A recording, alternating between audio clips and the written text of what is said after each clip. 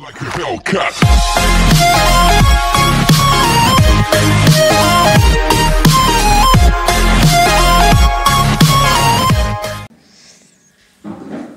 Hello dear student, once again I am here for you. How are you all? I hope in this time you are at home because lockdown is going on. Well, stay home, stay safe. Today I am going to start this video with the topic of deficiency of vitamin D in food. So in the previous video we have studied about the non-communicable disease and some deficiency. Okay, so non-communicable disease and some deficiency. So in the last video I have asked some question. So please, can you give the answer? Non-communicable disease is also known as what? So in the previous video you have studied about it. So give your answer. And if your answer, you know what is the answer of this question, so mention in the comment. Well, deficiency of vitamin D in food causes rickets. What is rickets? First of all thing we know about, we will study about rickets. So what is rickets? Rickets is a disease in which the improper growth or some abnormalities in our bone. For example, a child suffering from rickets has soft and weak bone. Sunlight is a good source of vitamin D. We can also prevent rickets by taking milk, cabbage, egg, butter and cod liver oil. जो vitamin D है जिसकी कमी से rickets disease होता है, ये बच्चों में जनरली होता है और इसकी कमी से जब बच्चे छोटे होते हैं उन्हें प्रॉपर न्यूट्रिएंट्स नहीं मिलता है, तो इसकी कमी से जो बॉडी में एक जो बोन्स हैं वो काफ़ी वीक हो जाएंगे, एकदम पतले दुबले, काफ़ी सॉफ्ट और टेढ़े भी हो जाते हैं. सॉफ्ट होने की वजह से वो मुड़ जाते हैं, टेढ़े हो जाते हैं. ठीक है. जो विटामिन डी है उसका सबसे अच्छा अगर कोई सोर्स है जिसमें कि सबसे अधिक मात्रा में विटामिन डी मिलता हो, सो दैट इज सनलाइट. अब सनलाइट कहने का मतलब ये नहीं कि हम जब भी चाहें सनलाइट यूज़ कर सकते हैं. हम सनलाइट अर्ली मॉर्निंग जब इंफ्रारेड रेज, यानी कि जैसे ही आप सुबह में उठेंगे, जब सनलाइट तुरंत निकलता है, यानी सन जैसे ही राइज करेगा तो उस समय एक रेड कलर की लाइट सन से हमारे अर्थ पे आती है, उसे हम लोग इंफ्रारेड कहते हैं रेज.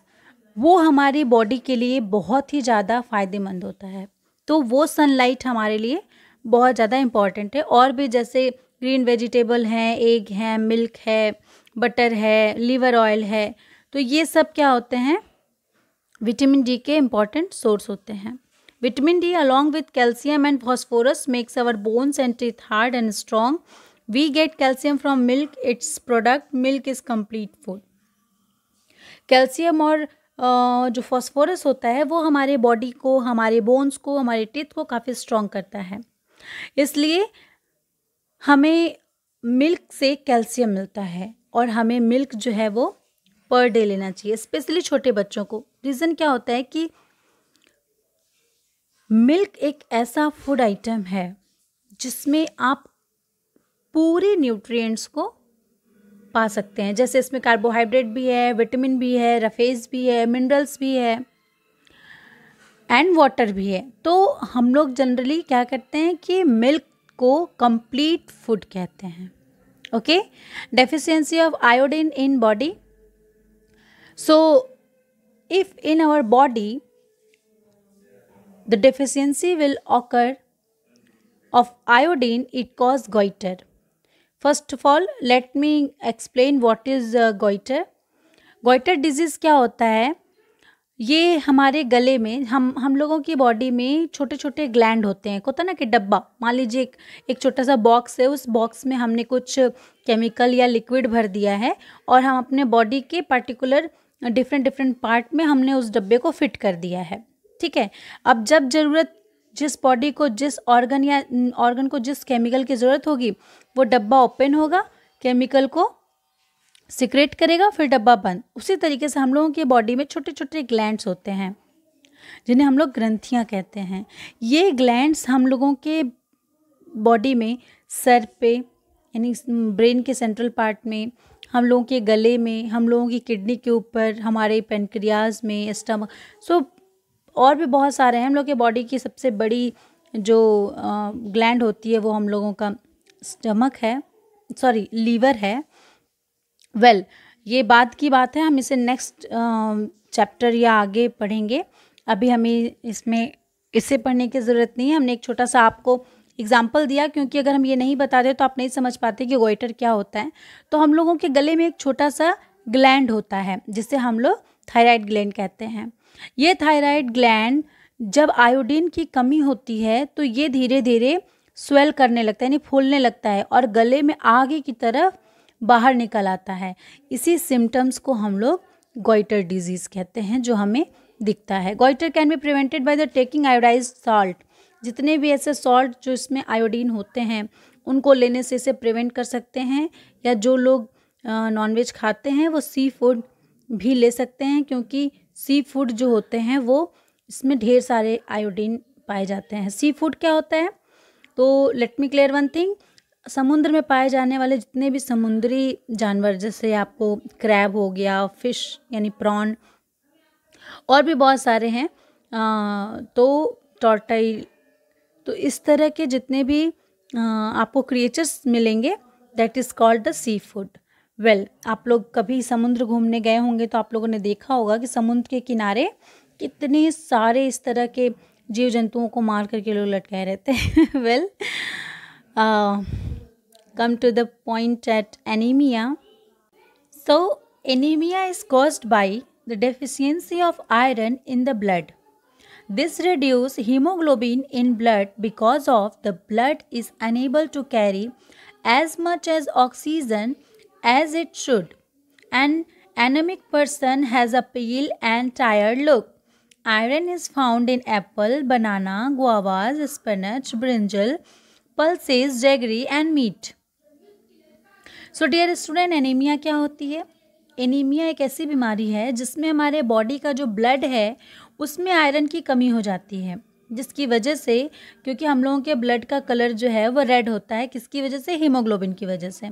हीमोग्लोबिन में क्या होता है? आयरन होता है, और आयरन और प्रोटीन से हीमोग्लोबिन बनता है। हीमोग्लोबिन को हम लोग दो पार्ट में पहले तोड़ देते हैं। हीम मतलब होता है आयरन, और ग्लोबिन जो है वो प्रोटीन है।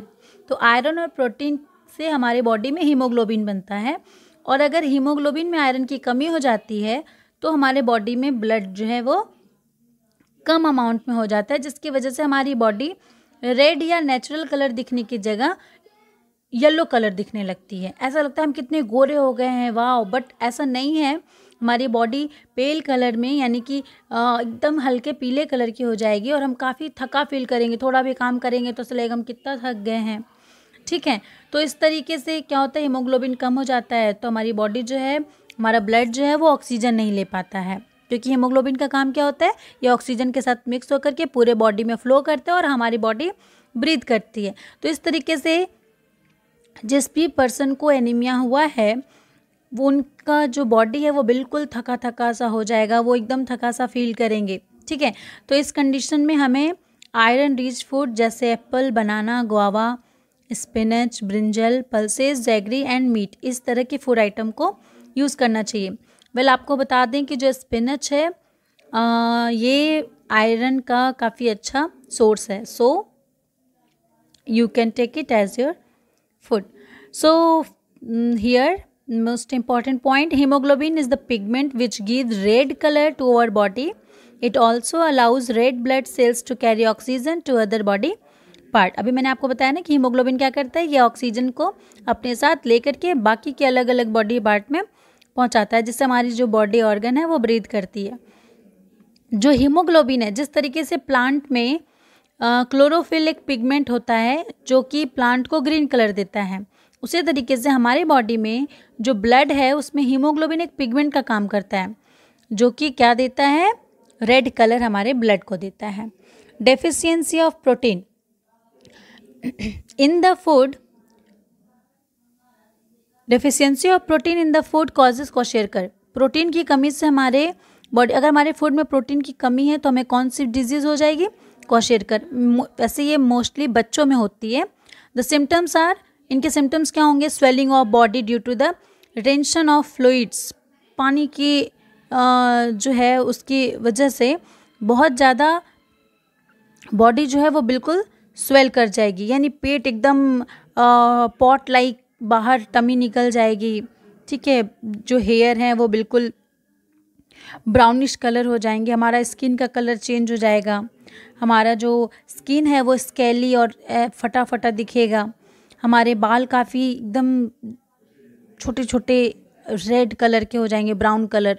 तो ये छोटे बच्चों में जनरली होता है। So this disease occur in the children belonging to the age group of 1 to 5 year, क्योंकि 1 से 5 साल के बच्चों में प्रोटीन की मात्रा बहुत ज़रूरी होती है, इसीलिए स्पेशली उन्हें 5 साल तक मिल्क पे फोर्स किया जाता है। हालांकि मिल्क तो सबको पीना चाहिए, लेकिन 5 साल तक के बच्चों को तो नेसेसरी है, ठीक है। So deficiency of carbohydrate and fat as well as protein in food causes marasmus. अगर हमारी बॉडी में प्रोटीन की कमी है तो क्वाशेरकर डिजीज़ होगा, लेकिन अगर कार्बोहाइड्रेट, फैट और प्रोटीन इन सब की कमी है तो मरासमस डिजीज़ होगा। ये भी 1 साल तक के बच्चों में या उनसे नीचे के बच्चों में देखने को मिलती है। तो आइए देखते हैं कि मरासमस के क्या सिम्टम्स हैं। The symptoms are, the body of child does not develop properly. जो बच्चा है उसकी बॉडी अच्छे से ग्रो नहीं करेगा, अच्छे से डेवलप नहीं करेगा, हाथ पैर पतला दुबला, एकदम बॉडी छोटी सी, ओके। और उनकी जो बॉडी है, चाहे वो लड़का हो या लड़की, उनमें फैट टिश्यू बहुत ही ज़्यादा कम हो, यानी कि फैट बिल्कुल भी नहीं रहेगा। उनके एकदम बॉडी की जो हड्डियां हैं वो दिखाई देंगी, ऐसा लगेगा कि सिर्फ हड्डियों पे स्किन को रैप किया गया है, तो इस तरीके से बिल्कुल। और उनके जो बटॉक और थाई यानी कमर और जो जांघें हैं वो बिल्कुल भी एकदम फैट बिल्कुल नहीं दिखाई देगा, वहाँ पे एकदम पतला दुबला, okay. The child is usually irritable and has exceptionally strong appetite. तो ये बहुत ही ज़्यादा मतलब एकदम हर वक्त रोना, चिड़चिड़ा होना।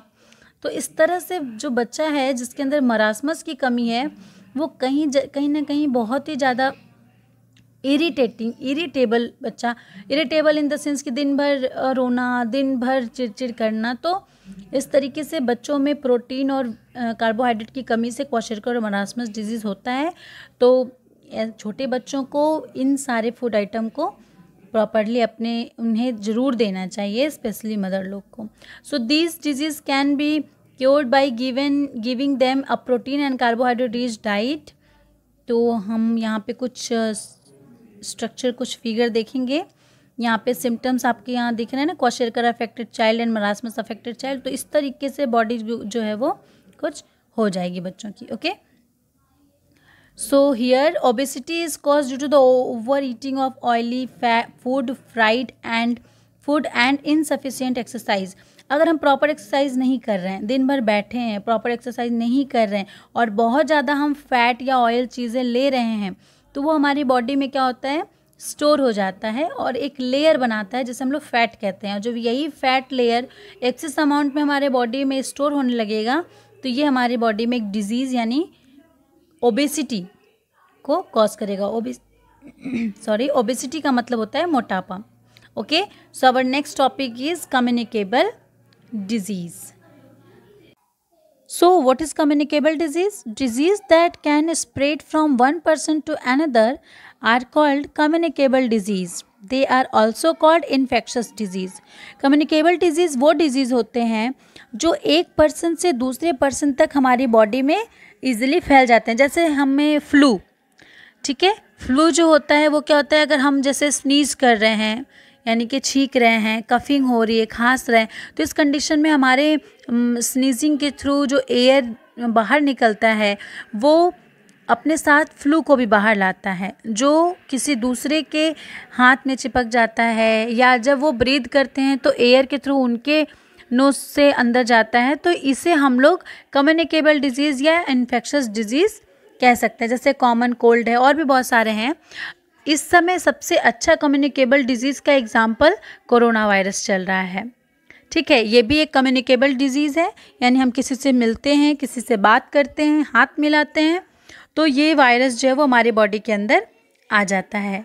ठीक है, तो इसीलिए कोरोना वायरस से बचने के लिए कंप्लीट लॉकडाउन किया गया है ताकि हम लोग एक दूसरे से दूर रहें. हालांकि नॉर्मल फ्लू में ऐसा नहीं करते हैं क्योंकि उनकी जो लाइफ स्पेन होती है फ्लूज़ की वो हमारे बॉडी के बाहर निकलती है तो ख़त्म हो जाती है अगर वो किसी दूसरे बॉडी में ना पहुँचे तो. ठीक है, बट ये कोरोना वायरस 2-4 दिन तक रह रहा है, इसलिए इसे हम लोग थोड़ा सा गैपिंग बना रहे हैं क्योंकि ये तुरंत ब्रीदिंग को इफ़ेक्ट कर रहा है, जिससे इंसान जो है वो प्रॉपरली ब्रीद नहीं कर पा रहा है और डेथ हो जा रही है. तो इसलिए आप लोग भी सेफ़ रहें. और एंड कोरोना वायरस, अगर इन फ्यूचर कम्युनिकेबल डिजीज़ का एग्जाम्पल पूछा जाता है तो आप डेफिनेटली इस वायरस का नाम ले सकते हैं. Well, some common communicable disease are cholera, typhoid, tetanus, tuberculosis, measles and chickenpox.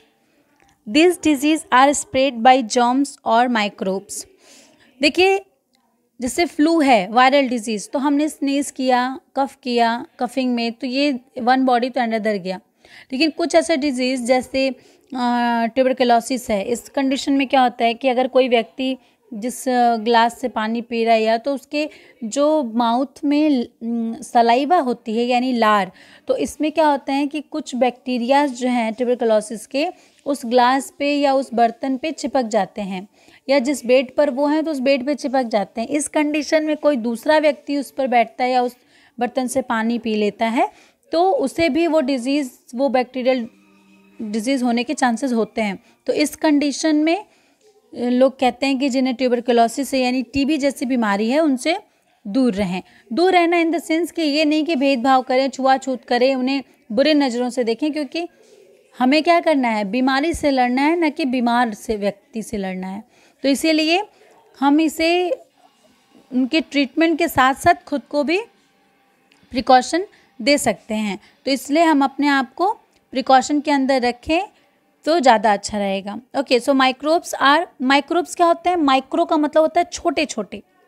Microbes मतलब एकदम छोटे छोटे ऐसे ऑर्गेनिज्म जिन्हें हम अपने नॉर्मल आई से नहीं देख सकते. देखने के लिए हम लोगों को माइक्रोस्कोप की ज़रूरत होती है, उन्हें हम माइक्रोब्स कहते हैं. So bacteria, protozoa and the virus germs enter the body through the mouth, nose और विथ कंटेमिनेटेड फूड और वाटर, जो भी हम फूड आइटम लेते हैं उसके साथ. So they can also enter the body through a cut in the skin. They spread through coughing, spitting और स्नीजिंग, जैसे खांसने से, स्नीज करने से या यहाँ वहाँ पे स्पिट यानी थूकने से. इसके बैक्टीरिया जो हैं वो खाने में या पानी में या किसी भी चीज़ माध्यम से हमारे बॉडी के अंदर एंटर करते हैं और हमें डिफरेंट टाइप ऑफ डिजीज़ से हमें मतलब इफेक्ट करते हैं. So the following tables give you the disease caused by the bacteria, protozoa and virus. तो यहाँ पे कुछ लिस्ट है. फॉर एग्जाम्पल, ये माइक्रोब्स के नेम हैं जो बैक्टीरिया, तो बैक्टीरिया से होने वाले कौन कौन से डिजीज़ हैं? Tuberculosis, pneumonia, typhoid and plague. Protozoa से amoeba dysentery and malaria, amoebic dysentery and malaria. And third क्या है? वायरस से chicken pox, measles, polio and common cold. तो ये कुछ ऐसी बीमारियां हैं जो इन माइक्रोब्स यानी बैक्टीरिया, प्रोटोजोआ और वायरस से होने वाले हैं। So my dear student, today my video has completed, and in the next video we will study about the means of spreading of communicable disease. Okay, here is the structure of some bacteria and virus. So you can see this bacteria and virus is called microbes. Okay, so dear student, if you like my video, please like, share and subscribe, and if you are new on my channel, please press the bell icon so that you will get my notification of next video as soon as. So thank you for watching my video. Bye, take care, and we will meet in the next video. Bye bye.